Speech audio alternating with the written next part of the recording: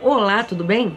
Bora estudar mais um pouco aí na unidade 5, aí finalzinho já da unidade 2 do nosso tópico 5, né? Finalzinho da unidade 2 do nosso caderno de estudos.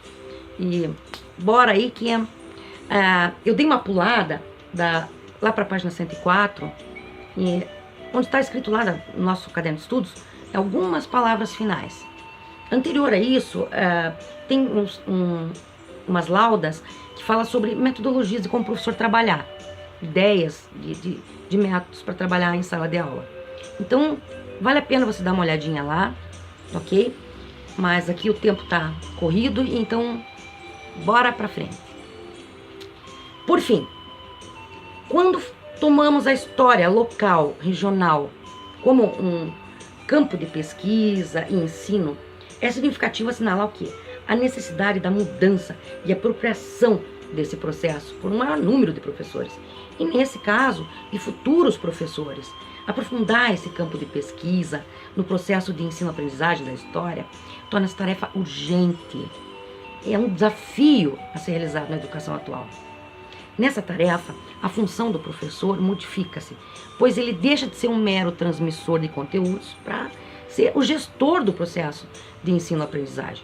O professor terá, assim, uma função de fundamental importância para a formação de cidadãos localmente situados, aptos a aprender as diversas faces da realidade local e de relacionar essa realidade com os fenômenos mais amplos e criar alternativas e de promover a tão almejada mudança social.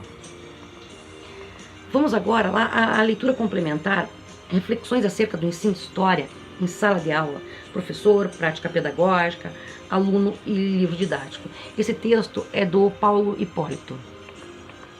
O ensino de história não se propõe a estudar o quê? O passado pelo passado.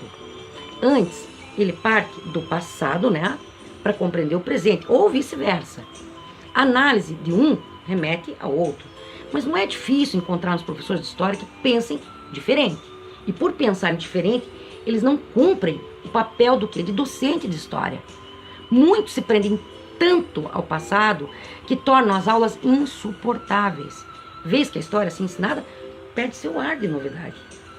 Ainda buscando alternativas de despertar no aluno o interesse histórico, podemos citar a perspectiva de ensino a partir da história do município, que pode se apresentar como interessante, vez que mostra o quê?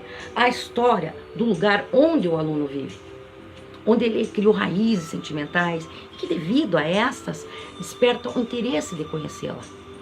A história do município se apresenta envolvente porque parte do aqui e do agora, da realidade do alunado. Além disso, ela favorece o aprendizado de história na medida em que pode-se verificar empiricamente uma série de conceitos, como, por exemplo, as transformações socioeconômicas ocorridas na região e as relevâncias históricas do município.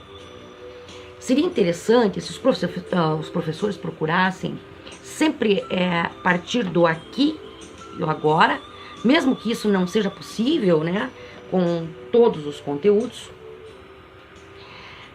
Os professores fazendo uso da história local como incremento à compreensão de outros conceitos históricos, torna possível o quê? Trabalhar com a experiência dos alunos para desenvolver noções ou conceitos universais.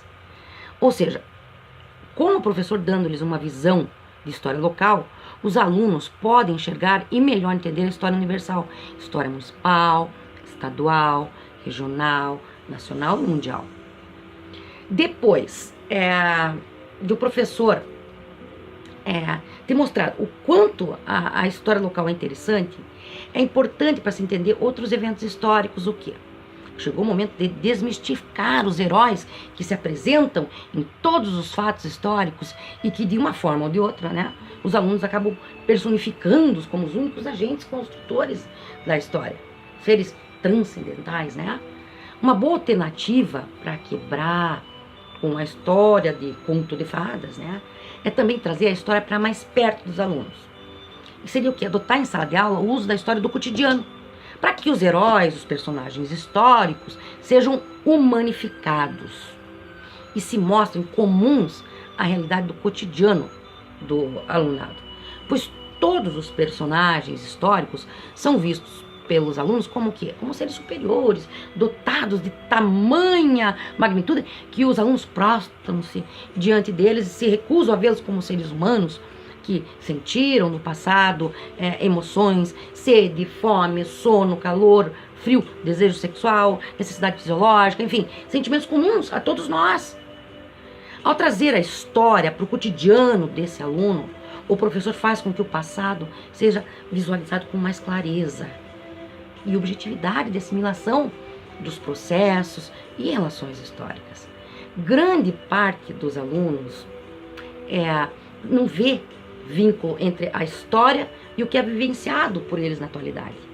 Nesse sentido, a disciplina de história é deduzida como uma disciplina permanentemente do passado e limitada a ele. No entanto, é relacionando os acontecimentos do dia a dia com os fatos históricos que o professor fará o quê? Uma ponte entre a história e o cotidiano. Vês que os alunos não têm essa percepção de que a história pode ser influenciada pelo cotidiano, ou vice-versa, e que vivemos fazendo história.